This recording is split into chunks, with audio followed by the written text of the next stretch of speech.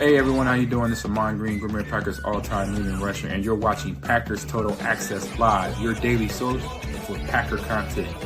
Go Pack, go!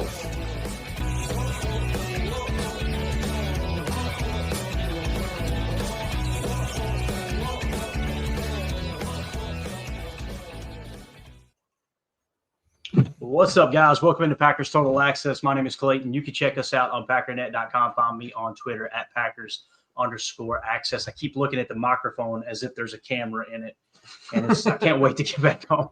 I'm joined alongside Tim. We got Emilio over on the couch. He's being lazy and unprofessional with his feet in the air. So Excelio! That's the way that goes. We got Jacob over there, too. Jacob's been manning the board all day, man, and keeping up with every pick. It's a warrior. We just been kind of lounging at Lambeau all day being lazy. So look at the board. Look at this guy over here. Love it. I'm over here playing catch up. I ain't going to try. I'm just going to lock my plane and go, that was the board from 2025. That's what I'm going to do. Hopefully everybody had an awesome draft. I know it's still winding down. Jacob, any idea how close we are to our next pick? You've been watching a little closer than us, but yes, we are only 4 picks away. Yeah. The Nice. Bears are on the clock right now, and then we got Seattle, the Bucks, the Jags, and then we are on the clock. Got it. All right. Well, obviously today being over at Lambeau was phenomenal. You know, Mandy and I were talking. We got kind of everything this weekend. Roll into town, get to hang out with decent weather. Then we get rain all day on Friday, which is that's Lambeau, right? Yep. I thought it was absolutely awesome. And then, of course, today, Jacob, it was just beautiful. It looks like it was pretty over there where you're at as well in Hudson, I imagine, but just absolutely gorgeous at Lambeau Field. We're going to share a couple pictures, then we'll get into the picks, break it down, recap all the action that happened. But, again, how do you feel just on the surface here, Jacob, from how the draft went? I've been talking to these knuckleheads all day long, so we know how each of us feel. But what do you think about what the Packers did all together so far, man? Yeah, man, it's definitely not what I expected. I'll be honest. Like I will say though, the Colin Oliver pick. I don't know if you guys remember that I brought him up and highlighted that the dude was an absolute freak, and he had this last season cut short because he had an injury. But before he did get injured, he had a 32% pass rush win rate, and he had just a bunch of crazy stats. He was like an 87 or like an 85 in both the games before he did get injured. So I am a little bit surprised at what the Packers did, where they drafted, what they drafted, that kind of thing. But right now I'm kind of still happy, hopeful. I'm really interested to see what we do here with this 7th round pick, the first one here, because I really do think it could be a big difference maker here. Could be, man. On the surface, Tim, Emilio, what do y'all think? Go ahead first there. Tim, what do you think about the draft just as a whole? And then we'll break down all the picks. As always, a little surprised at some of the moves. But all in all, I'm feeling really good about the picks that were made. Obviously, today was defensive line day. That felt really good. Mm-hmm. Get some edge help, get some guys in the trenches as well, taking a D tackle. So all in all, man, I don't want to put a grade on it yet because it's not over, but I'm feeling really good as a fan at this point right now. Same. That's a great point, Tim. I'm just trying to figure out what we can do on the board to make it a little bit more direct to what the Packers are looking for, what they need, what they want. I think we hit on the categories that we maybe wanted, but just not quite where we thought they were going to go. But I'm happy that we did dig in. What Jacob, you were saying, there's probably two or three people that aren't on the board besides the kickers, punters horizontally. But on the vertical board, I think we only missed on 2 players so far. Dude, honestly, you guys are just it's unreal how accurate this board has been. You guys have been sitting there enjoying. Don't get me wrong, I'm not saying that like I'm accusing you. You've been enjoying your day. I've been sitting here laboring over this Emilio board here. You know what I mean? I use the orange permanent marker here, and then I have the other big board so we can save it just for proof of how awesome this was. And right now, the only I shouldn't say only, but the top people on our board, Jared Ivey is still out there. He is by far. Is he really? Yes, he is still, and that is, far and away the best person on the board. Zy Alexander still there, Kobe Bryant still there, Mello Dotson, Jay Higgins, Fidel Diggs, Joshua Farmer, Luke Kandra, Ricky White, Nick Nash,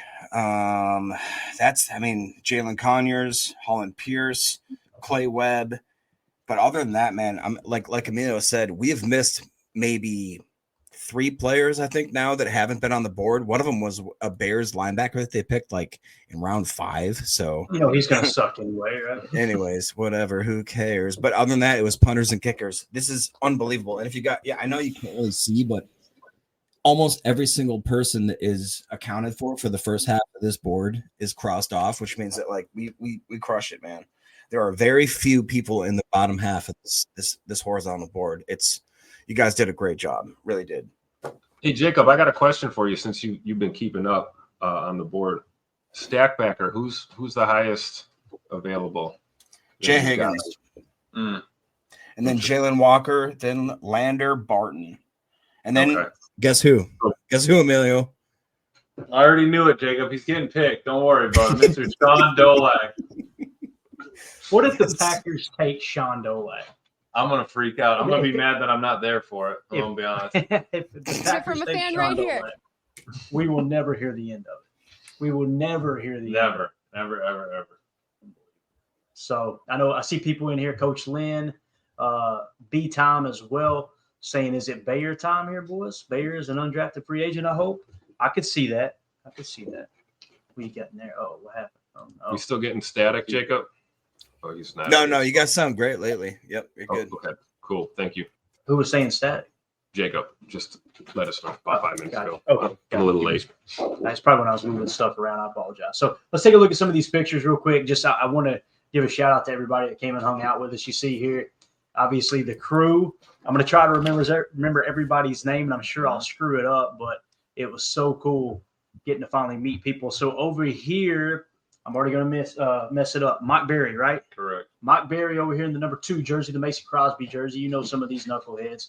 Then you got Brambo and his son in the pick. I got to meet him. Mike, the super fan, Mike Hebring. His wife was there. We couldn't get her in the picture. She's the brains of that operation, just like Mandy's the brains of the operation with me. So cool. And then we met a little later.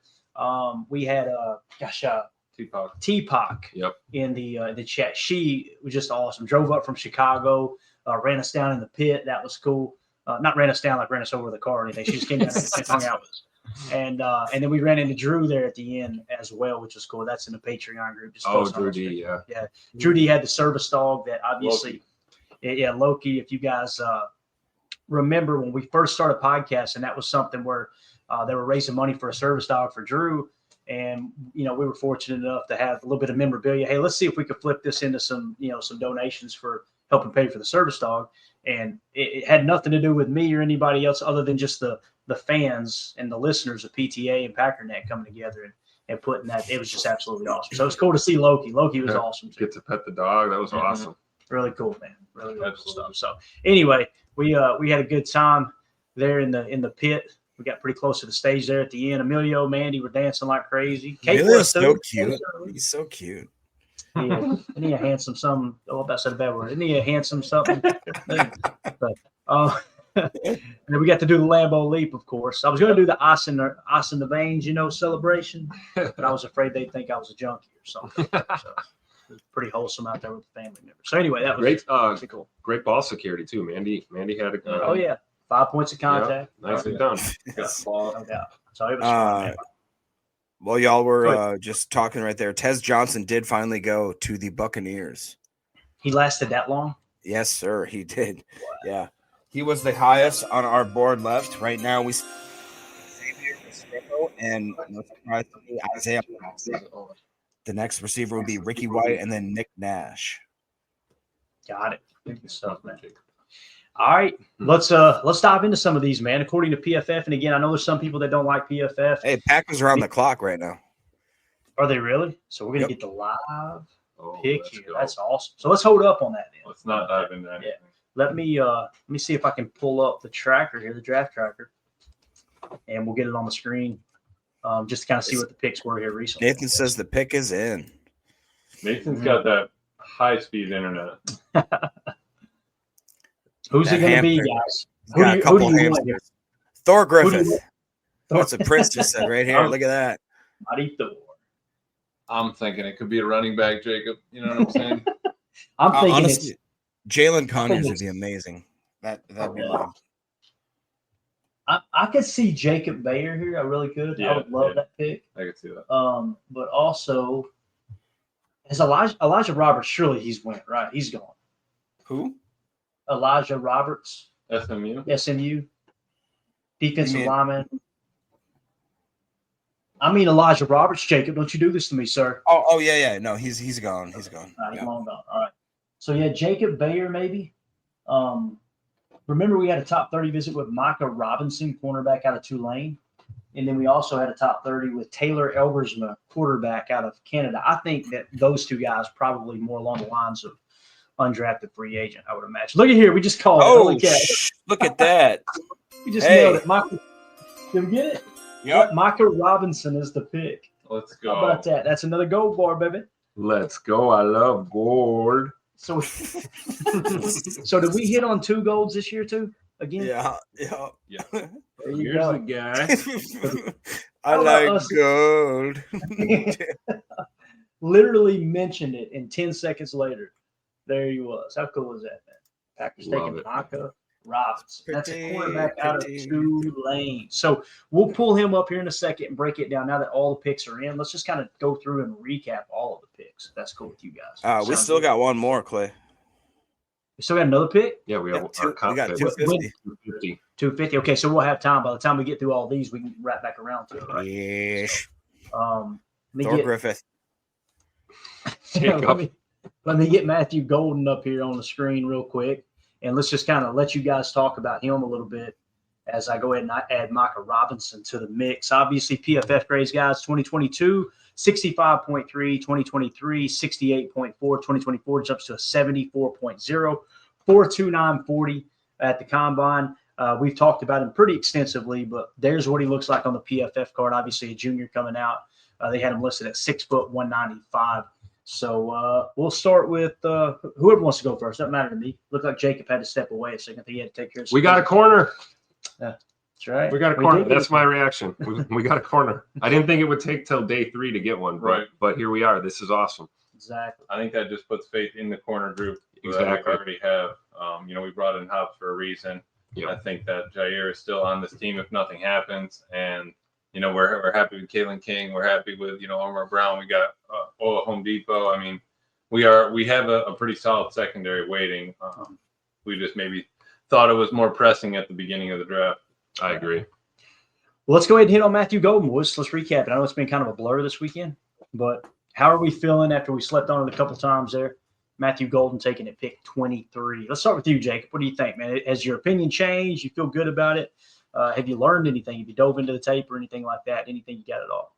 Yeah, so now that the draft is almost done, we have one more pick, obviously, that could happen here in just a few seconds or a few minutes. At first, I'm going to be honest, I wasn't thrilled with the Matthew Golden thing just because I never thought that he was going to fall to us.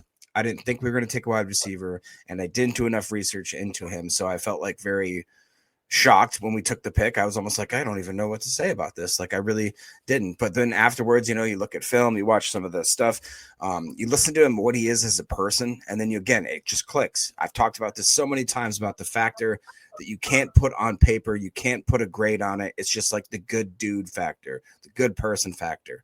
And somehow the Packers always seem to figure out if this guy is just a good person, if he likes football, if he wants to contribute to the community. And it just feels like they struck it out of the park once again with Matthew Golden.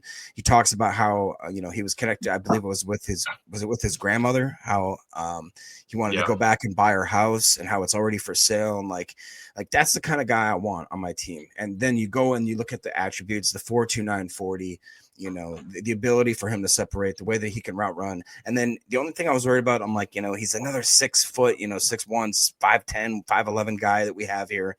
But then we went back and we got Savon, whatever. Give me a minute to figure out how to say that. But that's the freak. Savion.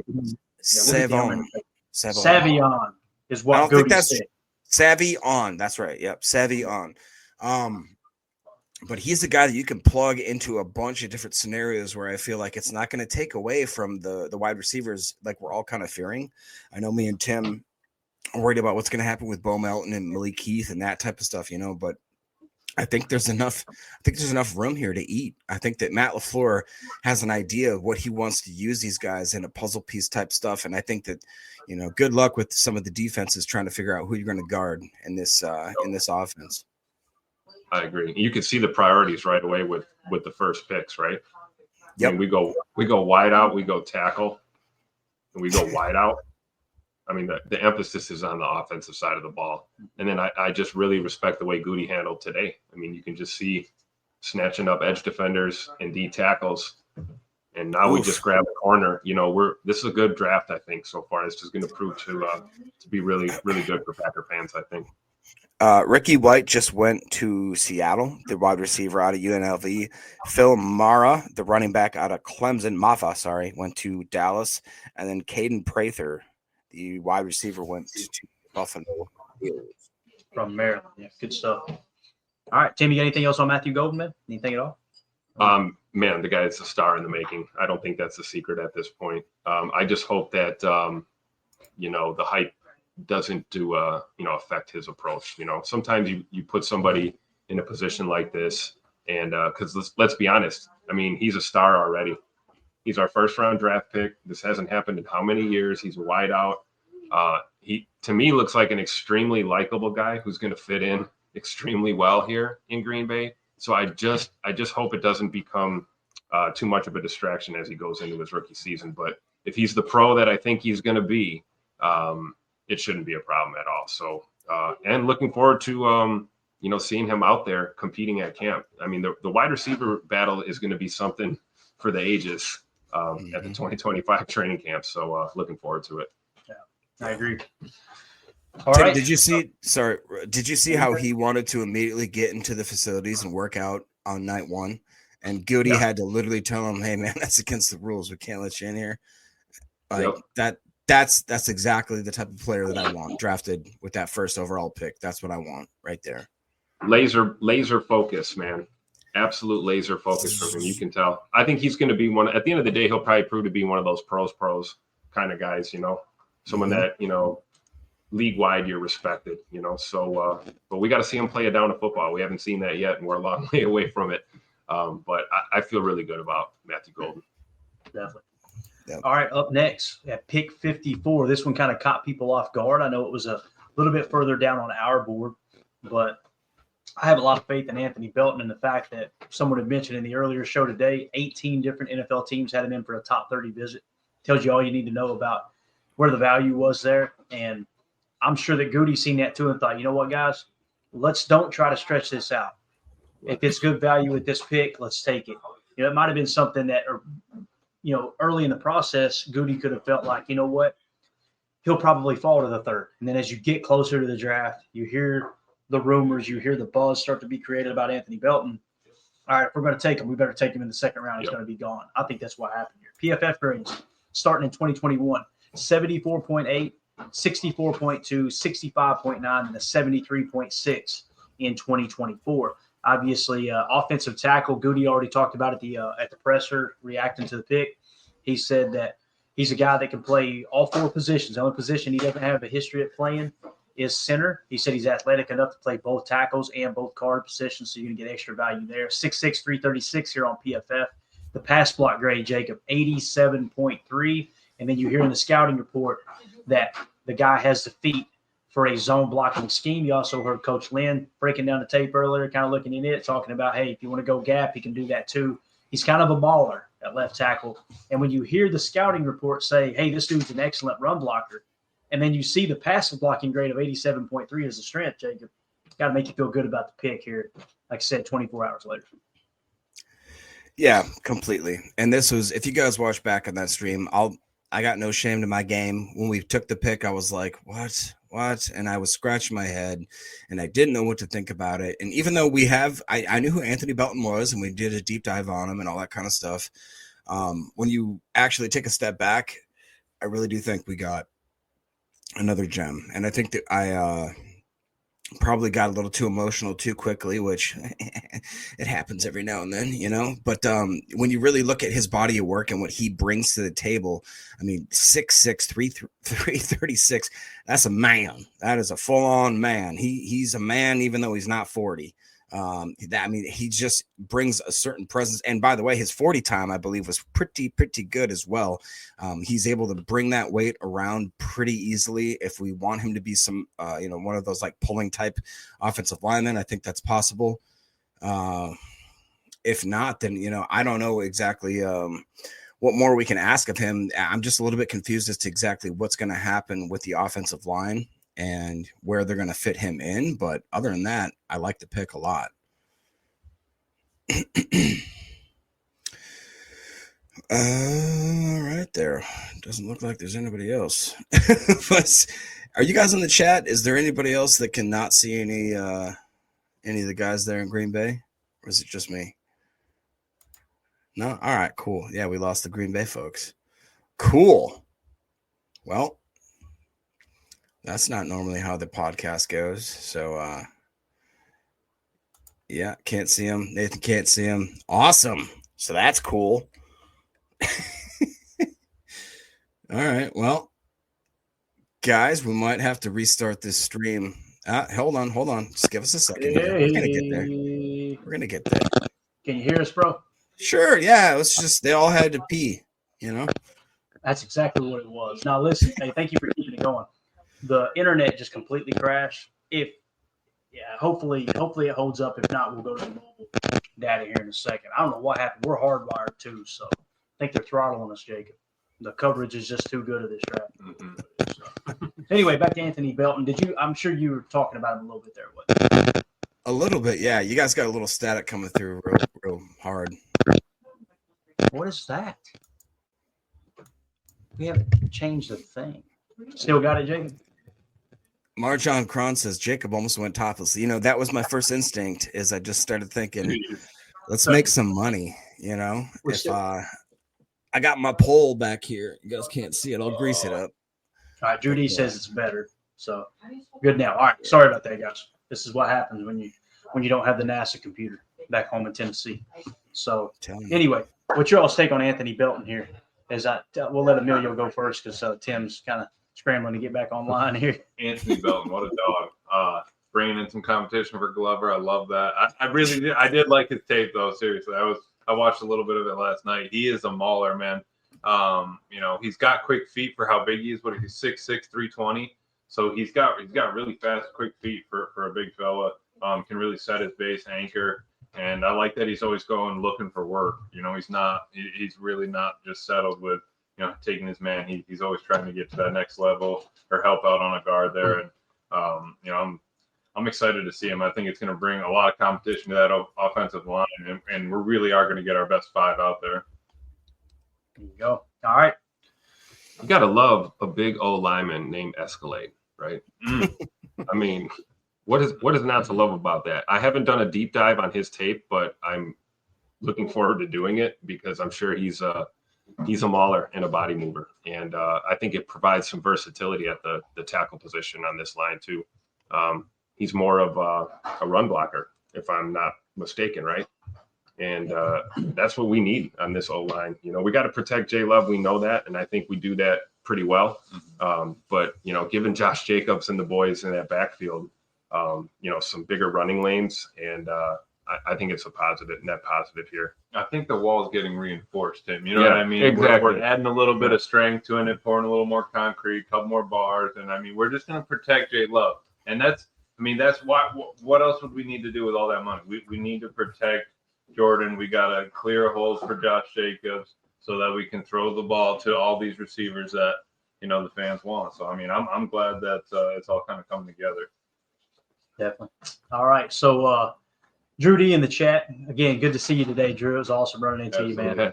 Said I don't think we got extreme value anywhere, but I think we got good players. I think that's a very accurate assessment. Yeah, that's great. Yeah. That's a great point. And they were happy. You know what I mean? Like the fact that Goody pulled the trigger on all of them. We talked a lot about moving up, moving down, and they were still saying that, the Packers might do that, but they really stuck and picked, and they must have been happy with everyone that they got their hands on. So Yeah. I am glad about that. And we're going to get to this pick later, but I just wanted to address it real quick. Joe in the chat says, who the F is Micah Robinson? I told y'all we were scouting to draft an undrafted free agent. Man, wasn't even listed on the board. You're wrong, wrong, wrong. He was listed on the board. He was actually lit up yellow on our board.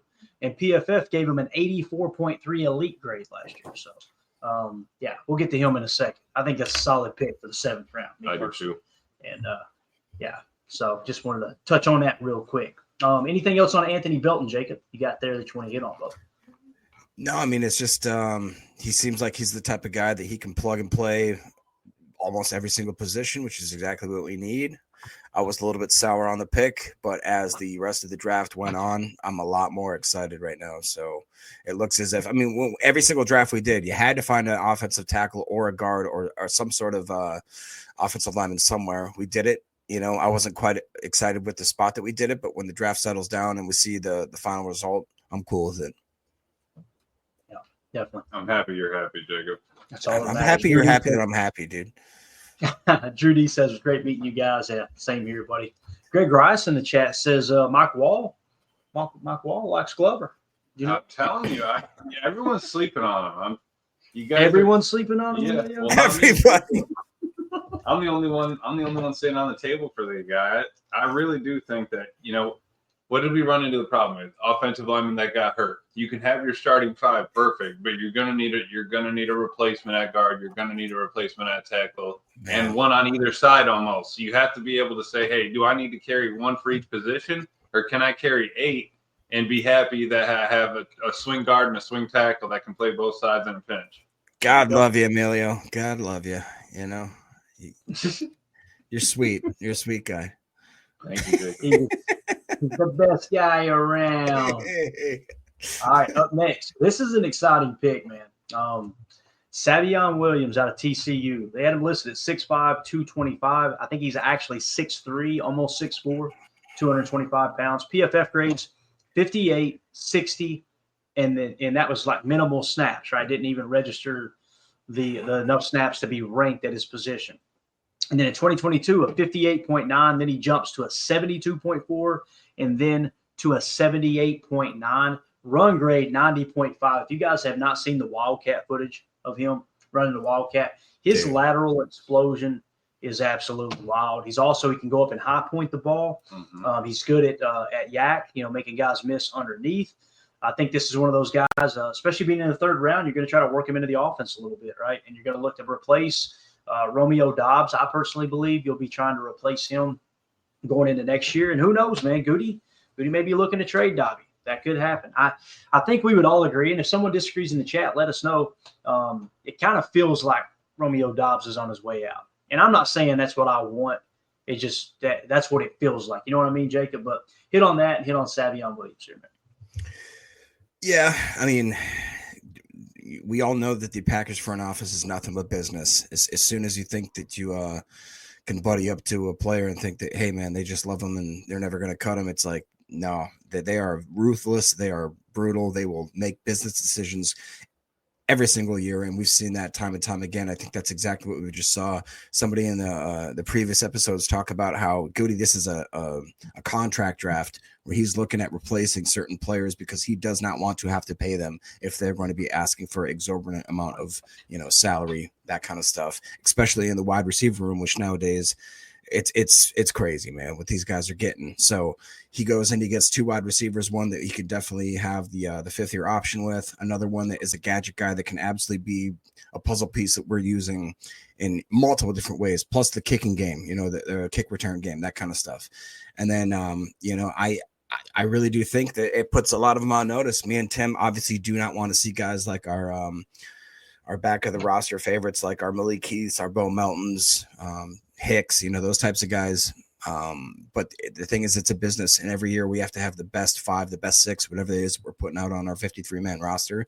The rest, if we can get them on the practice squad, that's great. But this is a business, so Savion Williams is going to push those guys. And if you watch I'm telling you guys, watch him, like Clayton said, going out of the Wildcat, him taking like little dump off wide receiver screens. He's exciting. You can just get the ball in his hands and just see what happens. It's pretty impressive. And last year he played 46 snaps at quarterback. That's where he was playing Wildcat. 38 snaps in the backfield as a running back, whether it was sidecar or he may have been lined up in an ace set. I'm not sure. 95 slot snaps. Everybody says, "Oh, great, another gadget guy." Guys, he played 345 snaps out wide. So he is a wide receiver. He plays outside, but he can kick inside and do some of the gadget stuff. So just wanted to point that out as well. Shout out to Brambo in the chat. Good to see you guys today. Go Pack, go Brambo. Absolutely. One of the That was highlights awesome. of the entire weekend for me was seeing you there with your son. That's what it's all about. That's what being a Packer fan is all about. And looking around that stadium today and seeing people with their kids there, hearing the little girl behind us when we were down there in the front row of the bowl, just chanting "Go Pack, go" the entire time. It's that's what it's all about, man. So I appreciate you taking the time to come holler at us. And there were several people that aren't in our Patreon group that weren't planning to meet up with us that approached us and was just like, "Hey, man, you got a YouTube channel, right? Yeah, I watch you every day. It's so cool." They came up to you guys too, right? Yeah. It's just It's amazing. Yeah, really, really cool, man. And yeah, it has nothing to do with us. It's just the kind of the culture that's being created here with everybody who watches, man. It's just been absolutely It's all of our show, right? It's us. exactly. So what do y'all think about Savion after we had a little bit of time to sleep on it? Emilio, what do you think? And we'll get Tim's take. Watch his highlight tape, and that was a fun watch. I think they need to make a card for him in college football because that dude he'd be pushing 99. I mean, he is so shifty when he gets the ball in his hands, and even without it getting free in some of his releases and getting across the field, getting through traffic, I think that he really does have a skill when the ball is in his hands. I like that they put him in the backfield. We could do a pony package with him. We could kick him out sidecar, maybe a little triple option, little something like that. I think that'd be really cool. I mean, you bring that into the league a little bit. It's all kind of cyclical. Yeah, little razzle dazzle. I mean, a guy you can trust to throw the ball in those situations, right? Yep. So I think it's interesting. The other thing I liked about him is I think I mentioned it last night is he has a little bit of depth in that returner room. Gives us another option, whether it's kickoffs or punts in the return game. So I'm looking forward to seeing him for sure. J. Cole says Matt LaFleur is going to have fun scheming up a game plan for Golden and Williams and Jaden Reed in there as well, Mhm. And then you got Tucker Kraft doing some creative stuff. It's going to be a lot of fun, man. There's no doubt about it. And there was somebody else had something I wanted to hit real quick. I think it was where you at? General Barnacki says he's like a wide receiver version of George Kittle, a maniac running down the field. He really does. He looks like he plays out of control, but you never see him lose his balance. Right. You know what I mean? It's like he runs hard, kind of like Isaiah Pacheco with Kansas City. Kind of looks like that type of ball carrier. You see how quick he hopped up out of that seat? Oh, my God. when he was in He fired up. That Oh. was so cool to see that. So Jason White highlights probably the biggest thing that people are maybe rolling their eyes about is that the drop rate was definitely above what we want. But the thing is too, is that this is not your type of normal type of receiver. This is a type of hybrid, like a guy that's going to do a lot of stuff behind the line of scrimmage. And I wouldn't be too worried about it. And plus it's the Packers. We love guys like that, we definitely got a top in that regard. Like they went out and got Davion Williams. Was like, I don't care about his drops. He's that good. Yeah. I was wanting to look a little bit in some of the advanced metrics, but PFF's acting a little wonky for me. So what can you Coach Len, great point right there. What does that mean? Can you explain that? Mm-hmm. Go ahead. Go let Clayton explain it. Clayton. So talking about Gunner, if you guys remember, there was a player, I'm trying to think of his name, played for the Patriots. And Coach Lynn will probably think of it right off the back. His dad played in the league forever. He was a Patriots team captain for like 8 or 9 years in a row. And he was always on the all-pro team for special teams. I can see his name. Matthew Slater, I think was his name. Slater. I think it was, there you go. Brambo got it. Yep. A gunner is when you punt, and I think kickoff it applies as well. They may call it something a little bit different. He's the dude on the outside that his sole purpose is they're probably going to double you out there if they're setting up a return. You got to fight your ass off, want it more than them, beat their blocking, and then full speed smack the returner right in the mouth. Mm-hmm. Yep. That's what it is. Lance says no sound. Is that true, Jacob? Can you hear us? No, it's probably true for Lance, but not for us. Got it. Lance, put the pop down. and unmute the TV. All right. Now, hopefully you guys can hear us. I'm just joking. So that's what a gunner is, that type. And you correct me if I'm wrong, Coach Lynn. That's what we're talking about, right? We're talking about that guy to kind of spear. Basically, you're the spearhead of special teams to get downfield and tackle the return. In some cases, it's not even about tackling. Like you'll hear people complain because the gunner runs right upfield by, right? They'll run right upfield by the returner. Like, oh, he just keeps running by him. What he's trying to do is their set's probably trying to force and funnel the returner into the middle of the field in that specific play. So you play the outside shoulder of the return guy. And if he goes outside, it's on you to contain and clock him. And if he cuts it back in, then you just funnel him right back into the teeth of the special teams, if that makes sense. So that's what a gunner is. So anything else on Savion Williams, guys? No. All right, let's move it along here. Next, we got Barron Sorrell. All right, now I'm going to hit on a couple of things real quick before we get to his PFF grade. I'm going to show you guys what it was like in the bowl today as they were announcing picks. And it may be hard to see here on our screen, and the sound, you're probably just going to hear a lot of cheering. But just drink this in for a second. This is what it was like inside Lambeau Field when Barron Sorrell was picked by the Packers. Pretty sure this was Barron Sorrell. I hope I'm not screwing this up. Let's see what's it showing here. Round 4. Was he a 4th rounder, Jacob? Is that right, Barron Sorrell? Yep, that should be him. 124. Yep. All right, here we go. Here was Barron Sorrell getting drafted. We were sitting in the bowl, front row, watching him get drafted and announced by Roger Goodell. And then we got another video kind of giving a little backstory of why he was at the draft. Really quick. Here we go. You send somebody else out to do the rest. John Blair, they're booing him. The young man is here today, so we want to introduce him. So give him a big round of applause. With the 124th pick in the 2025 NFL Draft, the Green Bay Packers select Barron Sorrell. Defensive end. Let's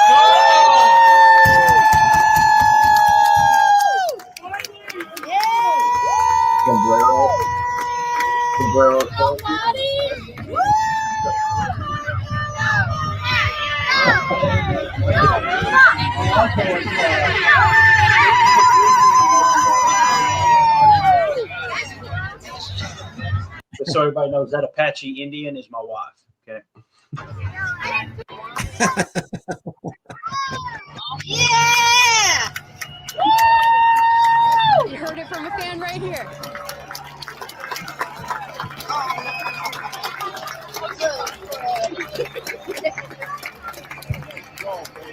That's literally. Oh. I'm on his jersey tomorrow.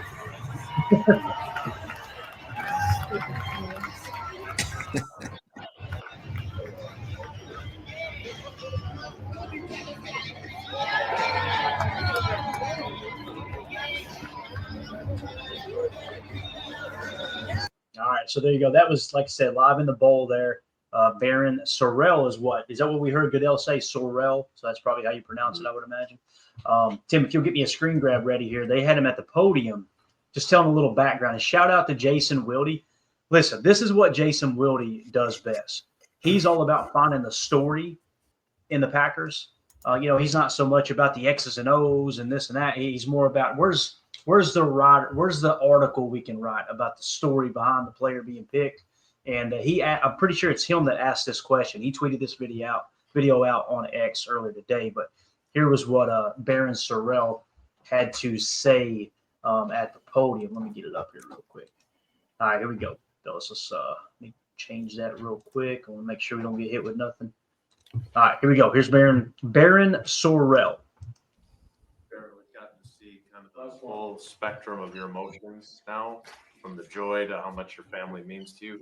Is emotion a big part of your game too, in addition to your style of play? Is that the kind of guy you are? Here we go again. I didn't want to get you started. Yeah, I feel you. Yeah, definitely a very passionate player, man. I play for something that's bigger than just football and more to me. And that's really just, it starts with my family. I lost my oldest brother when I was 16, and at that time I had to make a decision in my life, and I made the decision to give football everything that I got. And that's what's got me here, and that adds to the chip that's been on my shoulder, along with the recruitment and how I just maneuvered through things. And man, it's just a lot that went through my life. I mean, like went on in my life that I was able to get through to get where I am and to the opportunities that I've had in the past. So I'm always gonna have that passion and that hunger, and that's honestly what makes me the player that I am. So if you're wondering too why he was at the draft, there was a little backstory that he wanted to be there so he could walk across the stage and hug Roger Goodell, no matter what pick it was. So I thought it was awesome that Roger Goodell went out there. It'd been real easy for Roger to go, hey, you guys take these later rounds. But he hung around. I know people like to bash Roger, and I get it. But I thought that was awesome that he kind of hung around there. Jacob, Randy Cleavers with the Super Chat says, how are we feeling about this draft so far? The Packers pick is in. We're going to hit that as soon as we get the information. But Randy, I feel good about it, and I think it was Drew just a second ago, if I remember correctly, said it best. You don't feel like you got to steal from anybody, like, oh, this guy's an absolute. It just feels like a good draft. It's the best way I know to describe it. But it's a pick. Ooh, look what we just did. 30 visits. Pick is in. Another one off our board. John Williams, guard out of Cincinnati. And if you're wondering, Let's go. That's another top 30 visit. Another top 30? East-West Triangle captain. Never the Packers threshold set 30 visits. He was 334 on our board. He was 78th in PFF last year and 150 the year before. Really what pulls him down is the PFF big board at 277 and consensus at 281. So that's had four emojis on our board, right? Team captain. Packers met with him at the East-West Shrine Bowl, met the athletic threshold, and had him in for a top 30 visit. Mm-hmm. So again, we'll get to him here in a second. I'll get his card ready. Let's focus on Baron Sorrell, and then we'll attack these as we get to them in real time. Hey, so just real quick, Emilio, the board is awesome, dude. You crushed that, dude. This board is awesome. It was. I'm telling you, as awesome as it is as the finished product, the process of building it forces you to learn about the draft. Yeah, That's what I love about it.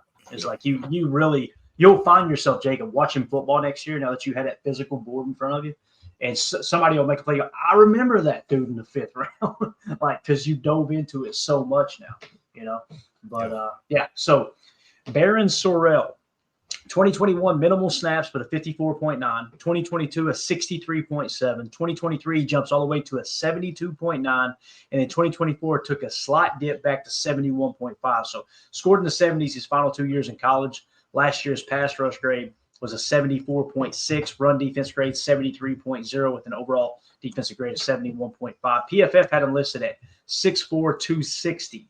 Going to be an edge defender out of Texas. It was really cool to see Matthew McConaughey. If you guys, I'm sure you know who he is, famous actor. He's a big Texas Longhorns fan.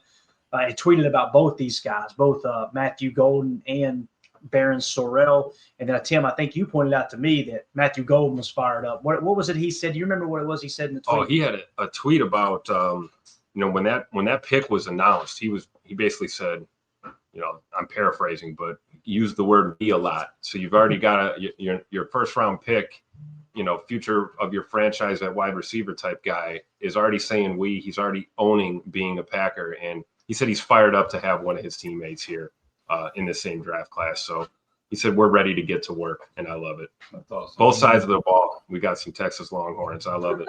Emilio, what do you think about Baron Sorrell? Then we'll turn it over to Jake. I'm excited, man. Bringing a little competition there on the D line. Somebody that plays with heart, plays for something, like you said, bigger than himself. I love that, and I love that he was there for it, and just getting to live it up. You could hear the crowd through the bowl. I mean, out into the bowl, it was really awesome, and just being able to be there for him, and so cool that it was for Green Bay too, right? Like, I mean, if it was for another team, it would have happened, but I just think that's awesome that we got him here now. Absolutely. Go ahead, Jacob. What do you think about it? Yeah, man, I'm very excited. I think Baron Sorrell is going to be a good puzzle piece there to plug in there, and more importantly, I got to highlight my man Daryl. As always, he says, "LOL." And you guys were thinking that the Packers would trade up or trade down. I somehow knew that Goody was going to follow through with the draft and see how it all pans out. Next year, we're going to have, You're an amazing person. You know that, don't you? and then we're going to have a Daryl board. So, Daryl, you nailed it, bub. Nailed Congratulations, it. man. You got it. I remember you talking about that all draft season. I do too. All right. Anything else on Baron Sorrell? No. Go. Good to go. That was a big old chunk of Reese cup in that ice cream right there. Nice. Took me a It's minute. Reese's. Reese's.